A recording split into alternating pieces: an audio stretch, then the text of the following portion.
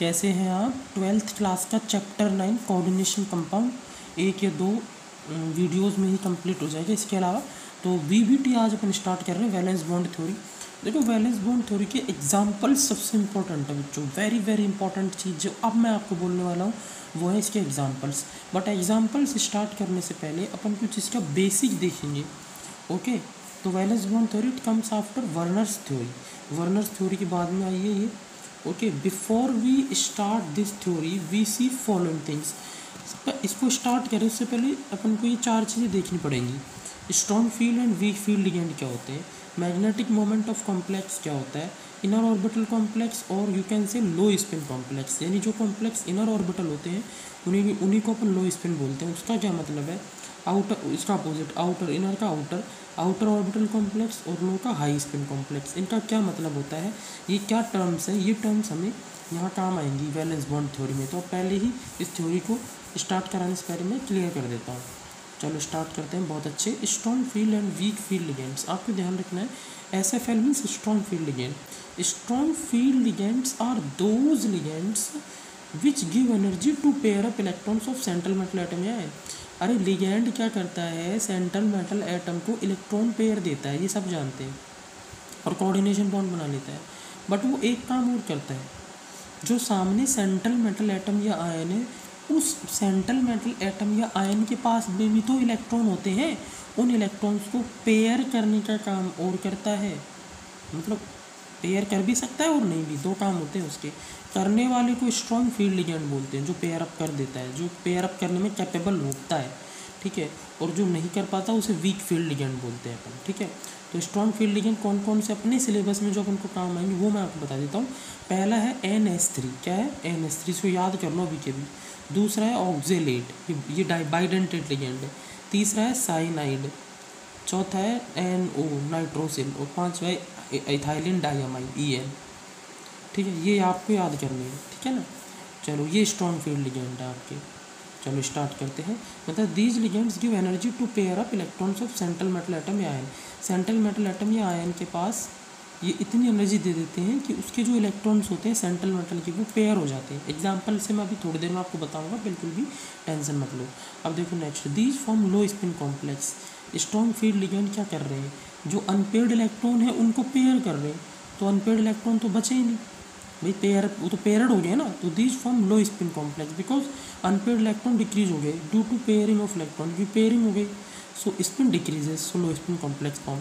मतलब ये जब आते हैं लिगेंड तो ये सारे के सारे जो अनपेयर्ड इलेक्ट्रॉन होते हैं सेंट्रल मेटल के, वो ये कोशिश करते हैं कि वो पेयर्ड हो जाएं, और जैसे ही वो पेयर्ड हो जाते हैं तो उनकी अनपेयर्ड इलेक्ट्रॉन मतलब कम हो जाते हैं, रिड्यूस हो जाते हैं। और स्पिन किस वजह से आती है, स्पिन आती है अनपेयर्ड इलेक्ट्रॉन की प्रेजेंस की वजह से।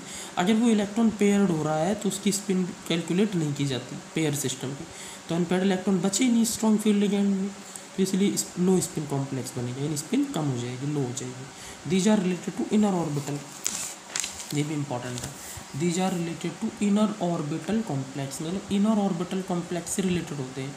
इनर ऑर्बिटल कॉम्प्लेक्स मतलब सुन लो अभी, अगर मेटल का हाइब्रिडाइजेशन, ध्यान से सुनना, अगर मेटल का हाइब्रिडाइजेशन D2sp3 आ रहा है, मतलब अंदर वाले, देखो D2sp3 आ रहा है तो मतलब अंदर वाले, इनर वाले d ऑर्बिटल पार्टिसिपेट कर रहे हैं, और अगर sp3d2 आ रहा है तो आउटर वाले d ऑर्बिटल पार्टिसिपेट कर रहे हैं। अगर इनर वाले d ऑर्बिटल पार्टिसिपेट कर रहे हैं that means inner orbital complex बनेगा, और अगर आउटर वाले कर रहे हैं तो आउटर ऑर्बिटल बनेगा। अब स्ट्रॉन्ग फील्ड लिगेंड में क्या होते हैं, अंदर के इलेक्ट्रॉन्स पेयर हो जाते हैं, तो कुछ ऑर्बिटल वैकेंट बच जाते हैं, अंदर वाले दो डी बच जाते हैं, तो इनर ऑर्बिटल कॉम्प्लेक्स बनता है। एग्जाम्पल से ये बिल्कुल क्लियर होगा। अभी कई बच्चों को कन्फ्यूजन हो सकता है इसमें, बट आपको ये चीज़ अभी 2 मिनट के लिए रटनी है। साइंस पढ़ रहे हैं, चीज़ें परमानेंट नहीं रटनी है, अभी 2 मिनट के लिए रट ले कि नहीं कह रहा हूँ, रट लो, ठीक है। इनर ऑर्बिटल कॉम्प्लेक्स में D2sp3 हाइब्रिडाइजेशन होगा मेटल का, तब अपन बोलेंगे कैसे होगा, क्लियर कर दूँगा, ठीक है। और आउटर में क्या होगा, sp3d2 होगा, ठीक है। वीक फील्ड लिगेंड WFL, ये होते हैं बच्चों वाटर हो गया, सारे हेलाइड हो गए, कौन कौन से, fluoride, chloride, bromide, iodide, thiocyanide हो गया और हाइड्रोक्साइड हो गया, ये सब वीक होते हैं। These ligands do not capable to pair up of free electron in central metal atom, ये कैपेबल नहीं होते क्योंकि एनर्जी खुद की कम होती है इनकी, वीक होते हैं। These form high spin complex, reason because unpaired electron present रहेंगे सिस्टम में, क्योंकि वो पेयर तो होंगे नहीं ना, वीक फील्ड लिगेंड है इसलिए, तो स्पिन इन बढ़ जाती है, इसलिए हाई स्पिन कॉम्प्लेक्स बनाते हैं ये। अब देखो जरा, मैं ये डायग्राम से आपको एक थोड़ा सा एक्सप्लेन कर रहा हूँ। ये हमारे पास सेंट्रल मेटल एटम या आयन है, ठीक है। इसके पास एक डी ऑर्बिटल है और उसमें 6 इलेक्ट्रॉन्स हैं। तो कैसे हम भरेंगे, हुंड्स लॉ के अकॉर्डिंग पहले एक एक देंगे, 1 2 3 4 5, उसके बाद पेयरिंग करेंगे, 6 इलेक्ट्रॉन हो गया। अब जरा बताओ, मुझे टोटल 6 हैं बट अनपेड इलेक्ट्रॉन 4 है। अनपेड मतलब एक ऑर्बिटल में एक इलेक्ट्रॉन, उसको अनपेड बोलते हैं। और एक ऑर्बिटल में 2 इलेक्ट्रॉन है तो उसको पेयर्ड बोलते हैं। तो इसको काउंट नहीं करना स्मॉल एन में। Small n stands for number of unpaired electron. वो कितने, 1 2 3 4 है यहाँ पर। और स्पिन क्या है, स्पिन कैसे काउंट होती है, क्वांटम नंबर पढ़ी है आपने। एक अनपेड इलेक्ट्रॉन की स्पिन होती है हाफ, 2 की कितनी होंगी, हाफ प्लस हाफ 3 की, तो 4 की कितनी होंगी, इसको 4 से मल्टीप्लाई कर दो, हाफ, 1 की हाफ है तो 4 की क्या होगी, हाफ इंटू 4, तो स्पिन आएगी 2, मतलब इस सिस्टम की स्पिन 2 आएगी, ठीक है।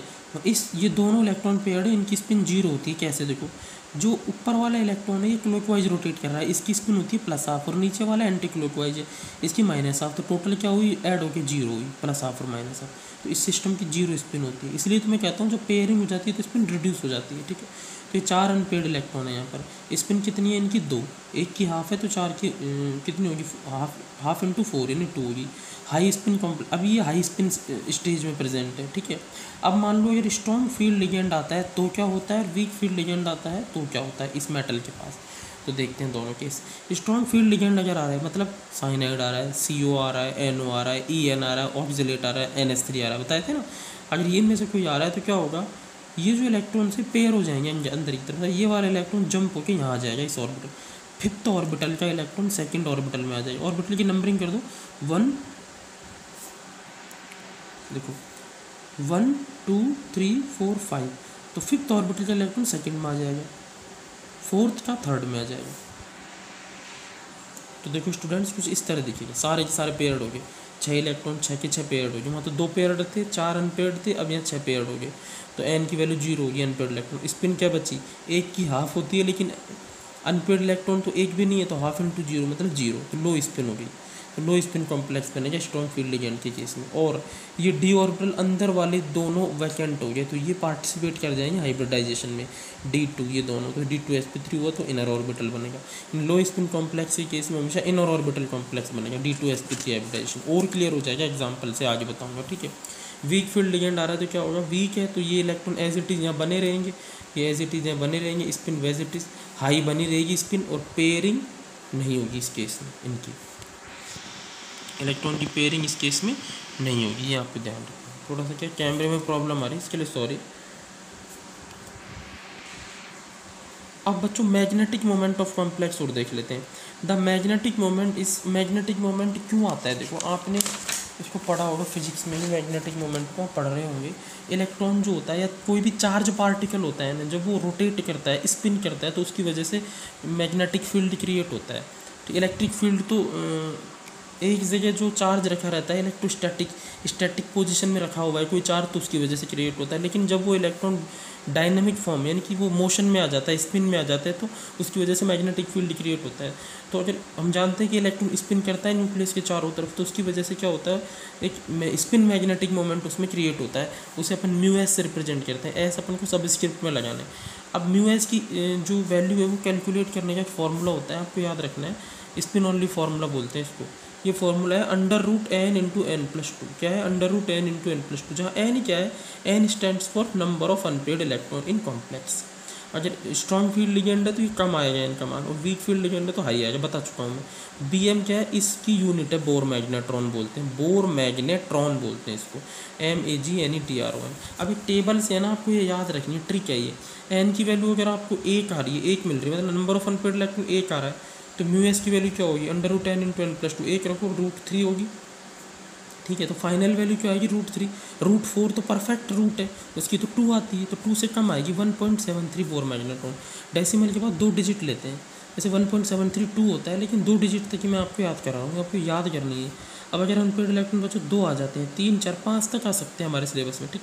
2 आ जाते हैं तो √8 बनेगी, 3 आ जाते हैं √15, परफेक्ट से एक कम, √24, √10। अब क्या करना है, √3 पे आंसर है 1.73।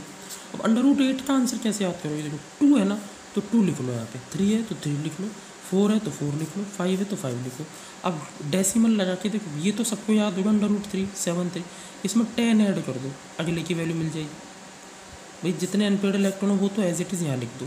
देखो डेसिमल ये बात भाई 2 डिजिट आपको याद करनी है, 7/3 के लिए याद कर लो, फिर इसमें 10 ऐड कर दो 83 आ जाएगा, फिर इसमें 4 ऐड कर दो 87, फिर 2 ऐड कर दो 89, फिर 2 ऐड कर दो 91, 6 भी आ जाए तो 2 ऐड कर दो 6.93। इस तरह इसका आंसर है, ठीक है। Calculate the mu S value for copper +2। Copper +2 आने के लिए म्यू एस की वैल्यू कैलकुलेट करो। तो नंबर ऑफ अनपेड इलेक्ट्रॉन बताओ कितने, तो कॉपर 0.29 पे आता है, 29 इलेक्ट्रॉन्स भरने होते हैं, लेकिन हमें पहले क्या करते हैं अपन इसकी नोबल गैस लिख लेते हैं। इससे पहले वाली 29 से पहले वाली 18 पे आती, ठीक है। अब 29 इलेक्ट्रॉन में से 18 इलेक्ट्रॉन तो लिखने की जरूरत है नहीं, आर्गन लिख दिया। आप कितने बचे 11, तो 3 10 4s1 ये हो गया टोटल इलेक्ट्रॉन्स। कॉपर +2 का कॉन्फ़िगरेशन क्या हो गया, 2 इलेक्ट्रॉन रिड्यूस कर दो, एक तो एस से निकाल देंगे, एक 10 से यहाँ से निकाल देंगे, तो 3d9 रह जाएगा यहाँ पर। अब 3d9 का सिस्टम ये हमने बना लिया, 1 2 3 4 5 6 7 8 9 अनपेड इलेक्ट्रॉन एक बचा हुआ है, एक बचा हुआ तो म्यू एस की वैल्यू √3 होगी, मतलब 1.73 बोर मैग्नेट्रॉन आंसर होगा। उल्टा भी दे सकते हैं कि 1.73 है किसी आयन के लिए म्यू एस की वैल्यू, तो नंबर ऑफ अनपेड इलेक्ट्रॉन कितने होंगे, तो आंसर 1 आ जाएगा, ठीक है। अब अपने को क्या करना है, कैलकुलेट करना म्यू एस की value for titanium +3, Fe +2, manganese +2, Ni +2 in ions के लिए। कॉन्फ़िगरेशन इंपॉर्टेंट है, आपको पहले सबसे पहले इन किसी एक आयन को ले लेना, इनके कॉन्फ़िगरेशन लिखना, अनपेड इलेक्ट्रॉन पता करना, उसके बाद इस फॉर्मूले में रखना, जितने भी आए उस हिसाब से आंसर आ जाएगा। ये है आपका। अब अपन नेक्स्ट वीडियो में स्टार्ट करेंगे VBT को किस तरह अपन यूज लेते हैं, और ये कैसे अपन को हाइब्रिडाइजेशन निकाल के देगी, कैसे मैग्नेटिक मोमेंट कैलकुलेट करना मैंने सिखा दिया, ऐसे करेंगे। इनर ऑर्बिटल और आउटर ऑर्बिटल कॉम्प्लेक्स क्या होगा मैंने आपको थोड़ा सा हिंट दिए, और अपन क्लियर करेंगे उसको नेक्स्ट वीडियो में। Thank you very much, please like share and subscribe my channel, thank you.